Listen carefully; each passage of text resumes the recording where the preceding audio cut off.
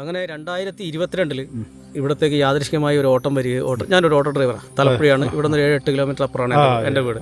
അവിടെ നിന്നൊരു ഓട്ടം വരികയും അന്ന് ഇവരുടെ തറവാട്ടിലൊരു അമ്മ അവരുടെ വീട്ടിൻ്റെ അവസ്ഥയെക്കുറിച്ച് പറയുമ്പോൾ അവർ പറഞ്ഞു, ഈ ക്ഷേത്രം എന്നാണോ നമ്മളത് പൊളിച്ചു കളഞ്ഞു അന്ന് തൊട്ട് ഇവിടെ ഈ പ്രദേശത്ത് മുഴുവനും ദുരിതങ്ങൾ മാത്രമേ ഉള്ളൂ. ഈ പ്രദേശത്ത് ജീവിക്കാനോ അല്ലെങ്കിൽ എല്ലാ തടസ്സങ്ങളും കാര്യങ്ങളാണ്.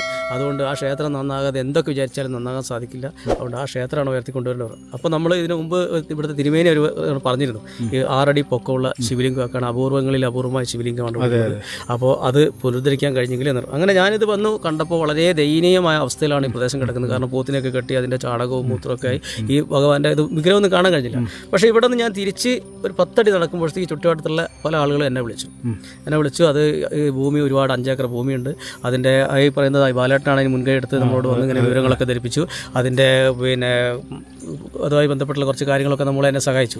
അങ്ങനെ ഇവിടുന്ന് ഏകദേശം ഒരു 1/2 കിലോമീറ്റർ എത്തുന്നതിന് മുമ്പ് 10 അധികം ആളുകൾ എന്നെ ഫോൺ ചെയ്യണ്ടായി. ഞാനൊരു പൊതുപ്രവർത്തകനാണ്. അപ്പോൾ അതുകൊണ്ട് എന്നെ വിളിച്ചു. അപ്പോൾ ഞാൻ പിന്നെ അതൊന്ന് നമുക്കൊന്ന് കളയാമെന്ന് കരുതി ഞാൻ ഒരു തൊട്ടടുത്ത ഞായറാഴ്ച എല്ലാ കുളിയെല്ലാം കഴിഞ്ഞ് രാവിലെ ഇവിടത്തേക്ക് വന്നു. ഈ തൊട്ടുപടുത്തുള്ള ആളുകളെല്ലാം വിളിച്ചു കൂട്ടി. അങ്ങനെ ഒരു 4-5 തവണ വന്നതിന് ശേഷം ഒരു കമ്മിറ്റിക്ക് രൂപം കൊടുക്കാൻ സാധിച്ചു. അന്ന് ഇവിടെയുള്ള ആളുകൾ എത്ര വർഷമായി? ഇപ്പോൾ 3 വർഷം. അപ്പോൾ ഞാനിവിടെ വരുന്നത് ഞാൻ ഈ തൊട്ടടുത്തുള്ള ആളാണ്. ഞാനിവിടെ നിന്ന് ഒരു 8 കിലോമീറ്റർ 7 കിലോമീറ്ററിൻ്റെ അപ്പുറമാണ്. അപ്പോൾ എന്നെ വിളിച്ച് ഇവർ എന്നെ തന്നെ പ്രസിഡൻ്റാക്കി വെച്ചു.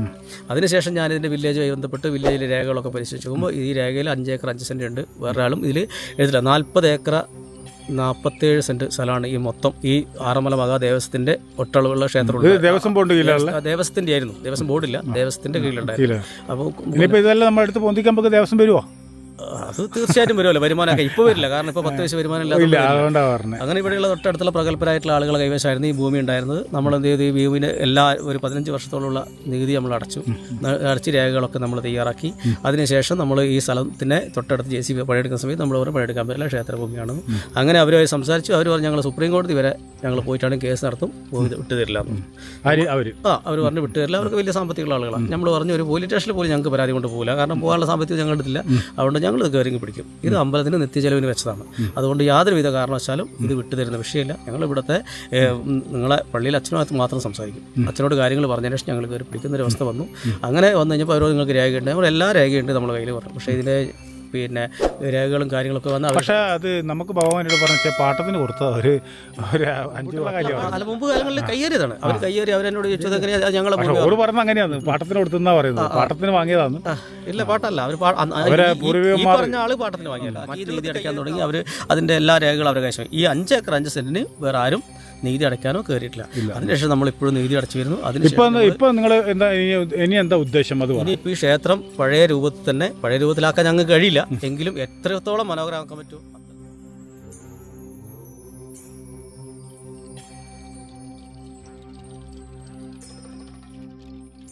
നമസ്തേ, എന്താ പേര്? അച്ചപ്പൻ. എവിടെയാ സ്ഥലം? ഈ സ്ഥലത്തിന്റെ പേരെന്താ? ആറുവാഴ അല്ലേ? പിന്നെ ആറന്മുല അല്ലേ? ആറന്മുല. അത് നമ്മൾ ഇവിടെ ഈ ആറന്മുലക്ക് എങ്ങനെ വരിക? നമ്മള് കുറുക്കമ്മൂലക്കുന്ന് അല്ല, കാട്ടിമൂലക്കുന്ന് ഇടത്തോട്ടേക്കുള്ള റോഡ് അല്ലേ? ഈ ക്ഷേത്രത്തിന്റെ പേരെന്താ? ആറന്മുല മഹാദേവ ക്ഷേത്രം അല്ലേ? നിങ്ങൾ എത്ര കാലത്തെ പഴക്കം ഉണ്ടാവും ഇത്? നിങ്ങളെ കുട്ടിക്കാലത്ത് നിങ്ങളെ ആ ഒരു തലമുറയിൽ വന്നതല്ലേ ഇത്? നമ്മള് അറിയപ്പെടുന്നത് തന്നെ ഒരു നല്ലൊരു പഴക്കം, ഒരു 1000 വർഷത്തിൻ്റെ ഒരു പഴക്കമുണ്ടെന്ന് എനിക്ക് തോന്നുന്നത്. അല്ല, അങ്ങനെയല്ല. നിങ്ങളെ കുട്ടിക്കാലത്ത് ഇവിടെ എന്താ ഉള്ളത്? ഇവിടെ അതായത് എല്ലാം കാട് പിടിച്ച് കിടക്കുന്ന. അപ്പൊ നമ്മളെ അനുഭവത്തിലുള്ള നമുക്ക് ഉണ്ടായി ഇവിടെ വരുമ്പോൾ നമുക്ക് ദേവി തന്നിട്ടുള്ള ഒരു അറിവ് പറഞ്ഞുതരാം. അതായത് ഇതൊരു വലിയൊരു കാട് പിടിച്ച ഒരു കേന്ദ്രം, അതായത് മറ്റുള്ള മൃഗങ്ങളൊക്കെ വാസിക്കുന്ന സ്ഥലം തന്നെ പറയാം. പക്ഷെ അത് എന്ന് വെച്ചാൽ ഒരു തറേന്റെ മുകളിൽ ഒരു 6 അടി നീളമുള്ള ഒരു ബിംബം ഉണ്ടായിരുന്നു എന്ന് പറയുന്നു. വലിയൊരു തട്ടുവിളക്കും ഉണ്ടായിരുന്നു. അല്ല, അത് തന്നെയാണോ തട്ടുവിളക്ക്? അല്ലേ, ശിവലിംഗം ഉണ്ട്. പക്ഷെ അതിന്റെ അല്ല മുകളിൽ തായ്ക്കോൾ അല്ല മൊത്തം ഉണ്ട്. പക്ഷെ അതെല്ലാം ഇടിഞ്ഞു പൊളിഞ്ഞ് അതാ പറഞ്ഞത്. അപ്പൊ അതിന്റെ മുന്നിൽ ഒരു കവാടം ഉണ്ടായിരുന്നു. നമ്മളെ കൺമുന്നിലുള്ള ഒരു കവാടം ഉണ്ടായിരുന്നു. അപ്പൊ ആ കവാടത്തിന് മുന്നിൽ വലിയ ഒരാളായിട്ടുള്ള വലിക്കല്ലും. അതെ, അത് ഇതായിരിക്കും. അതും അന്നത്തെ കാലത്ത് ബ്രാഹ്മണന്മാർ വെച്ച് പൂജിച്ചു എന്നാണ് പറയുന്നത്. അപ്പോൾ ബ്രാഹ്മണ കുലം വസിച്ച ദേശമാണെന്ന് പറയപ്പെടുന്നു. അപ്പോൾ ആ ദേശത്ത് എന്ത് സംഭവിച്ചു? അതാ ചോദ്യം. അതായത് ആ ദേശക്കാർ മുഴുവനും ഈ ദേശം വിട്ട് പോയി കഴിയും ചെയ്തു. അതെന്ത് സംഭവിച്ചു എന്നാ എൻ്റെ ചോദ്യം. അതെ, ആ കുളം പൊട്ടിപ്പോയി. കാരണം ഇവിടെ ദുർമരണങ്ങൾ ധാരാളം ഉണ്ടായിട്ടുണ്ട്. അത് മാത്രമല്ല, ഈ ദേശത്ത് എന്ന് വെച്ച് കഴിഞ്ഞാൽ ഈ ക്ഷേത്രത്തിൻ്റെ പുരോഗതി വന്നാൽ മാത്രമേ ഹിമാലയവാസിയായിരിക്കുന്ന നമ്മൾ പറയുന്നത് ഈ ദേശത്ത് എന്തെങ്കിലും ഒരു പുരോഗതി വരണം എന്നുണ്ടെങ്കിൽ അത് ഈ ക്ഷേത്ര പണി പൂർത്തിയാലേ ആവും. അതിന് ഈ ദേശത്തുള്ള ജനങ്ങളും അതുപോലെ ഈ ദേശത്തുള്ള മറ്റു ദേശത്തുള്ളവരും നാനാദേശത്ത് നിന്ന് ഇവിടെ എത്തിച്ചേരേണ്ടതാണ്. അവരൊക്കെ ഇത് ഒത്തൊരുമയോടുകൂടി ഒരു സ്നേഹത്തോടുകൂടി പെരുമാറിയാൽ മാത്രമേ ആവൂ, മുന്നോട്ട് കൊണ്ടുപോകാൻ കഴിയും. അതെ, പക്ഷേ ഇത് ഒത്തിരി പേര് ശ്രമിച്ചിട്ട് വഴിക്കിട്ട് പോയി കഴിഞ്ഞ സാധനമായത്. തീർച്ചയായിട്ടും. പക്ഷേ നമ്മൾ തന്നെ അങ്ങ് ഇങ്ങോട്ട് വരേണ്ടി വന്നു. എവിടുന്ന്? ഹിമാലയത്തിൽ നിന്ന്. അപ്പോൾ നമ്മൾ തന്നെ ഇതിന് തയ്യാറായിട്ട് ഒരുക്കി കൊടുക്കാൻ വേണ്ടി നമ്മൾ തന്നെ തയ്യാറായിട്ട് വരേണ്ടി വന്നു. അതെ അതെ അതെ അതെ. അപ്പം ഇവിടെ എന്ന് വെച്ച് കഴിഞ്ഞാൽ ഒത്തിരി പേര് ആ കാലഘട്ടത്തിൽ പിന്നെ കഴിച്ചുകൂട്ടിയ കാലമുണ്ട്. അതായത് സന്ധ്യാസമയത്ത് ഇവിടെ പൂജ ഉണ്ടായിരുന്നില്ല ആ കാലത്ത്. ആ കാലത്ത് എന്ന് വെച്ചാൽ സന്ധ്യാദീപം കത്തിക്കാൻ മാത്രം കഴിയില്ല. പകൽ സമയത്ത് ആയിരുന്നു വന്ന് വിളക്കത്തിച്ച് പോയത്. പകൽ സമയത്ത് പോലും കൂനാക്കൂരിയുള്ള സ്ഥലമാണെന്ന് പറയുമ്പോൾ നിങ്ങൾ ആലോചിച്ചോക്കട്ടെ, ഇവിടെ കാടും മലകളും എല്ലാം ആയിട്ട് നടന്നു.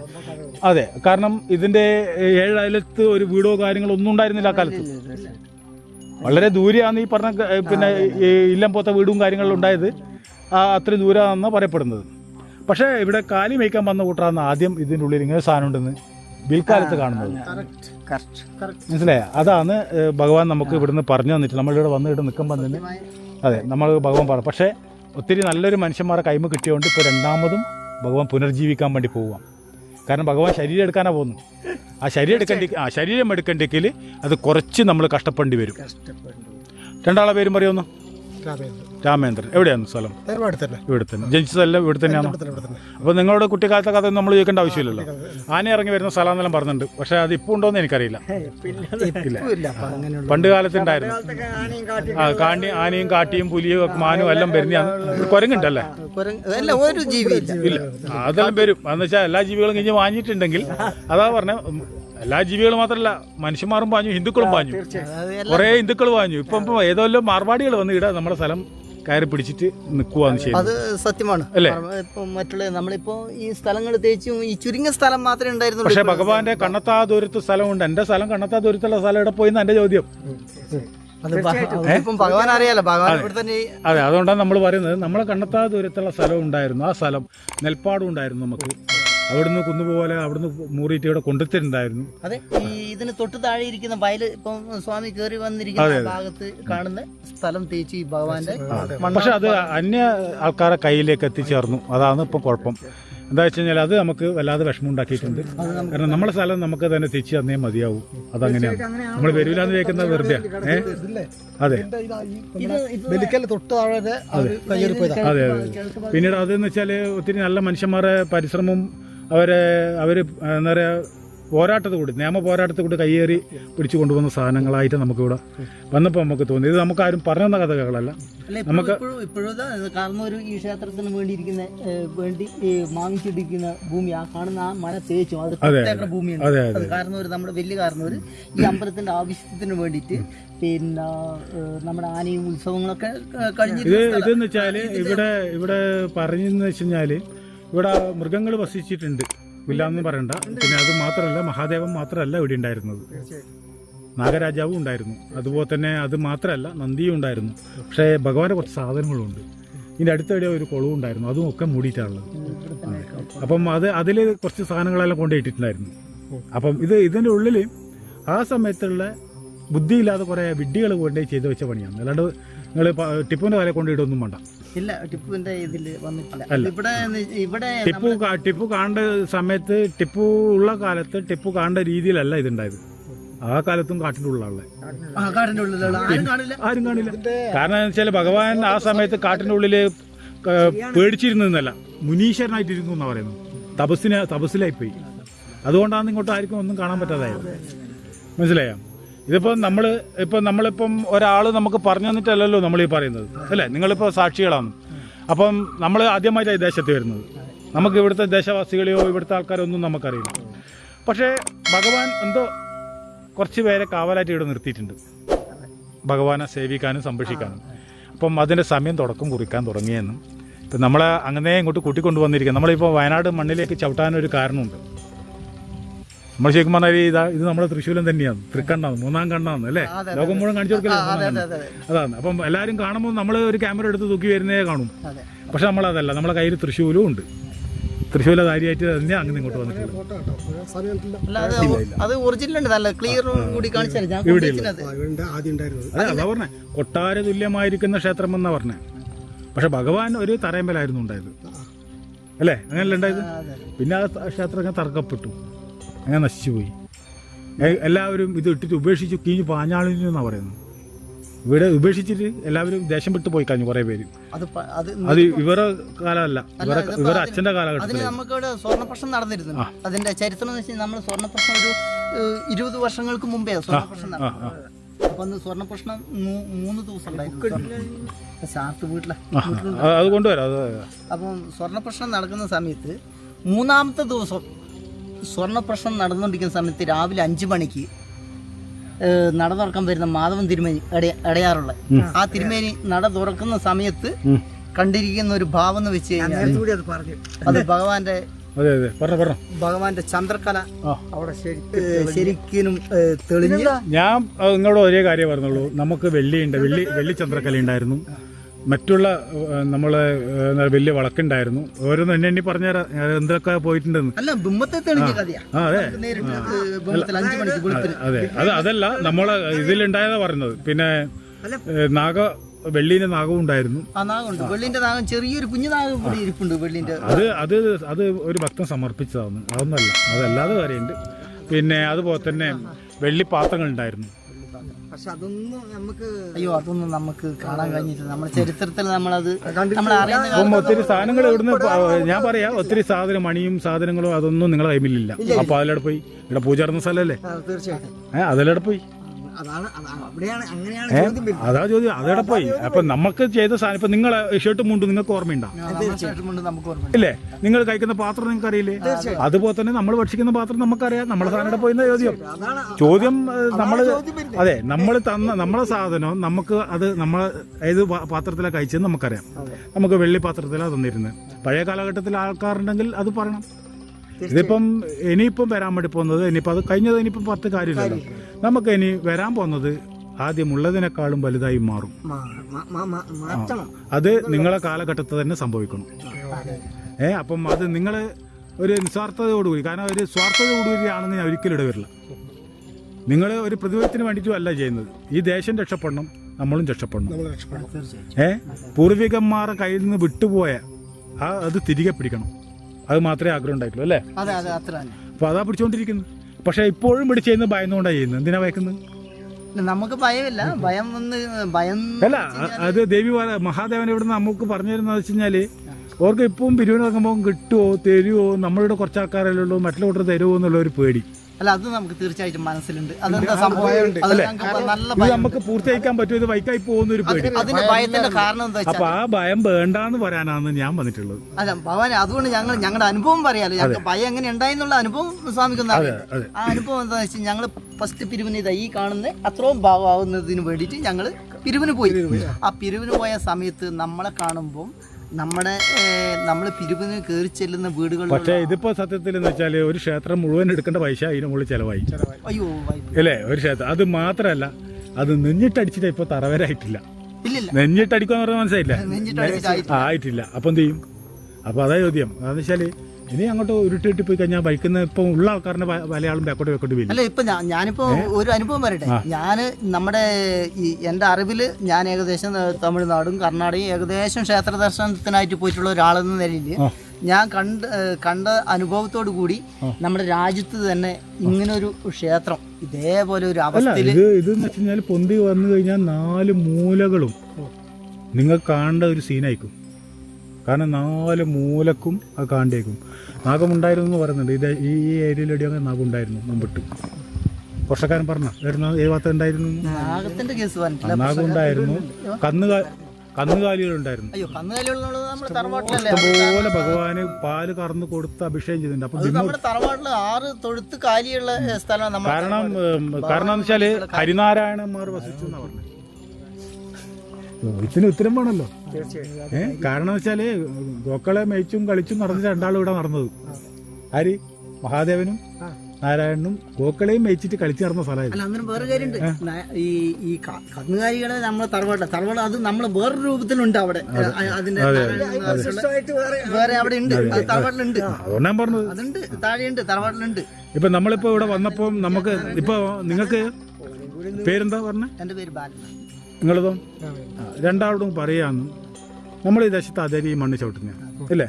പക്ഷേ ഈ ശരീരം എടുത്തിട്ട് ഈ സ്ഥലത്ത് അതേരി വന്ന് ചവിട്ടിയാണെങ്കിൽ പോലും നമ്മളെ സാധനം നമുക്കറിയാമെന്ന് പറയണ്ടെങ്കിൽ നമുക്കത് ഇവിടെ ഇല്ല ഒരാളായതുകൊണ്ടല്ലേ പറയുന്നുണ്ടാവുക അല്ലേ? അപ്പം നമ്മൾ ഓരോ ആളും ഇപ്പം നമ്മളിപ്പോൾ മുത്തപ്പൻ നമ്മൾ കാണുന്നുണ്ട് ഇല്ലേ? നമ്മൾ ആ കെട്ടിയ ആളല്ല പിന്നെ അവിടെ ഇരിക്കുമ്പോൾ ഉള്ളത് ഇല്ലേ? നമ്മൾ ഈ മണ്ണ് ചവിട്ടിയപ്പം ഇവിടുത്തെ പ്രഭു നമ്മോട് പറയാൻ പറഞ്ഞ കാര്യം മാത്രമേ ഞാൻ പറഞ്ഞുള്ളൂ. അപ്പം അതുകൊണ്ട് ഭഗവാൻ പറഞ്ഞിരുന്നെന്ന് വെച്ചാൽ ചില മാസം ഇലക്ട്രിക് ബില്ലടക്കാൻ പോലും പൈസ ഉണ്ടാവില്ല. അങ്ങനത്തെ അവസ്ഥയിലാണ് മുന്നോട്ട് പോകുന്നത്. ഇത് അവനവനെ തേച്ചപ്പോൾ കൊറോണ കാലത്ത് വരെ എങ്ങനെയെല്ലാം പോയി എന്ന് പഠിച്ചവന് മാത്രം അറിയാം. ഇതിപ്പോൾ എങ്ങനെ തട്ടിമുട്ടി എല്ലാവരും വേഗം ഒരു സ്ഥലത്ത് ഇരുന്നപ്പം പറയണം നമുക്ക് ഇതെങ്ങനെയെങ്കിലും ഒന്ന് പൂർത്തിയാക്കണ്ടേ. കുറേ ഇതിൻ്റെ ബാക്കിൽ നടന്നിട്ട് കുറേ പൈസ അങ്ങനെ കൊണ്ടേ കളഞ്ഞു. ഇതിപ്പോൾ എല്ലാം കൂടി വരുമ്പോൾ ഇനിയിപ്പോൾ ഇതെല്ലാം പൊന്തി വരണ്ടല്ലേ അല്ലേ? ഇതെല്ലാം ആക്കി എടുക്കണ്ടേ? കാരണം ഇത് നിങ്ങൾ ആലോചിച്ചൊക്കെ ഇത്രയും ആയിട്ടുള്ള വെലിക്കല്ലും ഇത്രയും സംഭവങ്ങൾ വരണ്ടിക്കല് അത്രയും പഴക്കമുള്ള ആൾക്കാർ ഇതിൻ്റെ പിന്നിൽ പ്രവർത്തിച്ചു എന്നല്ലേ? പക്ഷെ ആ പ്രവർത്തിച്ചു കൂട്ടല്ല ഇതിൻ്റെ ഒരുപാട് അവകാശികളുണ്ട്. അതെല്ലാം പോയി. ഇതിന് ഊരാളം പറഞ്ഞ ഒരുപാട് അതെല്ലാം പോയി. ഇത് ആദിവാസി സമൂഹം പോലും വന്ന് ഇവിടെ ആരാധന ചെയ്ത സ്ഥലമുണ്ട്. അവർക്കൂടെ മലക്കാരിന്റെ ഇടാന്ന് പറഞ്ഞ അതിന്റെ ആളുകളെ ഞങ്ങള് അതിന്റെ സംഭവം എന്ന് വെച്ച് കഴിഞ്ഞാൽ കോട്ടയം രാജാവിന്റെ വംശമാണല്ലോ ഞങ്ങള്. ബ്രിട്ടീഷ് കാലത്തുള്ള കോട്ടയം രാജാവ് പഴശ്ശിയായിട്ടും ബ്രിട്ടീഷുകാരായിട്ടും ഉള്ള യുദ്ധമായിട്ട് ബന്ധപ്പെട്ടാണ് ഞങ്ങൾ കുറിച്യരായിട്ട് പഴശ്ശിയാണ് നമ്മുടെ പേര്. ഒരു മിനിറ്റ്, ആദ്യം കുറിച്യ സമുദായ ആൾക്കാരെ ആദ്യം ആദരിക്കണം. അത് മുതിർന്ന ആളാരാണോ ഇപ്പോൾ ഉള്ളത് അവരാദ്യം ആദരിക്കുമ്പം ആദ്യം എന്തെങ്കിലും ഒരു ശാപം. കാരണം ചാട്ടവാരുകൊണ്ട് അടിച്ച കാലം ഉണ്ടായിരുന്നു. അതൊക്കെ വാങ്ങിയിട്ട് അത്രയും വേദനകൾ നമസ്തേ വേദനകൾ സഹിച്ചിട്ട് ഒത്തിരി ആൾക്കാർ ഇതായിട്ടുണ്ട്. അപ്പം കുറച്ച് ആദിവാസി സമൂഹത്തെ കുറേ വേദനിപ്പിച്ചിട്ടുണ്ട്. കുറിച്ചി സമുദായം മാത്രമല്ല ഇത് വേദന അനുഭവിച്ചിട്ടുള്ളത്. അപ്പം അതുകൊണ്ടെന്ന് വെച്ച് കഴിഞ്ഞാൽ അത്രയും വിശ്വസിച്ച് അത്രയും ഇതാക്കി ഇറങ്ങിപ്പോയി എന്നാണ് പറഞ്ഞത്. ഇവിടുന്ന് ഭഗവാൻ തിരികെ വന്നു. നാരായണ പാട്ടിനും പോയി, വിഷ്ണുവിൻ്റെ പാട്ടിന് പോയി, ശിവൻ്റെ പാട്ടിനും പോയി. ഒരാൾ അങ്ങോട്ടും പോയി, ഒരാൾ ഇങ്ങോട്ടും പോയി എന്നാണ് പറഞ്ഞത്. ചിലപ്പം പറയാൻ പറ്റില്ല. ഇങ്ങോട്ട് പോയിട്ടുണ്ടെങ്കിൽ തിരുനെല്ലിയായിരിക്കും പറയാൻ കഴിയില്ല. അല്ലെങ്കിൽ അല്ലേ പറയാൻ കഴിയില്ല. ഇങ്ങോട്ട് പോയിട്ടുണ്ടെങ്കിൽ അല്ല ഇവിടെ നിന്ന് മുമ്പോട്ട് പോയി ഇതിന്റെ തൊട്ട് മുമ്പിൽ വീരഭദ്രസ്വാമി ഇരിക്കുന്നു വന്നിട്ടുള്ളത്. നമ്മള് ഇതാ അതല്ല നിങ്ങൾ ഈ രൂപത്തിൽ കാണുന്നില്ലേ? നായയാണ് നമ്മുടെ വാഹനം എന്ന് പറയും അല്ലേ? വീരഭദ്രന്റെ വാഹനം അതല്ലേ? കാലഭൈരവനും അങ്ങനെ തന്നെയാണ്. അപ്പോൾ അതുകൊണ്ട് നമ്മളിവിടെ കുറച്ച് കാര്യങ്ങൾ ഇവർക്ക് പറഞ്ഞു കൊടുത്തിട്ടുണ്ട്. അത് ഇവർ എങ്ങനെ ഉൾക്കൊണ്ടു എങ്ങനെയാണെന്ന് നമുക്കറിയില്ല. അപ്പോൾ നമ്മൾ കുറച്ച് കാര്യങ്ങൾ പറഞ്ഞ് മനസ്സിലാക്കി കൊടുത്തിട്ടുണ്ട്. പക്ഷേ ഇവിടെ വരാനുള്ളതും പറഞ്ഞു കൊടുത്തിട്ടുണ്ട്. അപ്പം ഇതിൽ ആരൊക്കെയോ ആത്മാർത്ഥമായി പ്രവർത്തിക്കുന്നു അവൻ്റെ കുടുംബം പിന്നെ തിരിഞ്ഞു നോക്കേണ്ടി വരില്ല. ഇല്ല, അടുക്കാൻ പോയിട്ട് പിന്നെ തിരിഞ്ഞു നോക്കേണ്ടി വരില്ല. അത്രയും അഭിവൃദ്ധി ഉണ്ടാവും.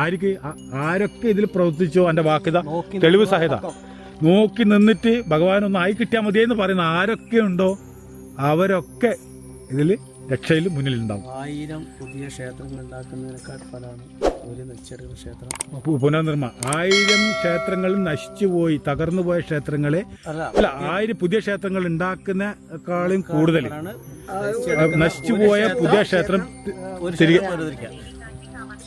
ആരാ വിളിക്കുന്നത്? കാഞ്ചി കാമാക്ഷിയാന്ന് കണ്ടിനാ? കേട്ടില്ലേ? കേട്ടോ. സ്വാമിക്ക് എന്തായാലും